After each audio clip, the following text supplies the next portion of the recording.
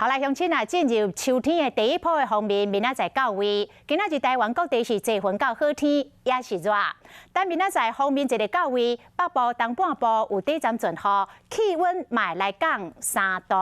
啊，这个拜四甲拜五天气无稳定，爱到拜六风面离开，天气才会较回。 微风吹来，天气真好。拜三主要地区拢是一分到好天，不过北部、东半部其他山区可能会有西北风。中午过后的话，午后的热力作用，再加上稍微增多一些的水汽啊，在比较靠近山区的地方，午后雷雨发展的状况是会比较明显。爱流行的是受到太平洋高压的影响，日时屏东、台北市、嘉义市、台东县、新竹县、靠外山区的所在，有可能会出现36度的高温。 这款好天气敢若维持一天尔，因为入秋后头一波风面会来，4到就会落风。在北部跟东半部的话，降雨会稍微多一些，整天都会有短暂阵雨的状况。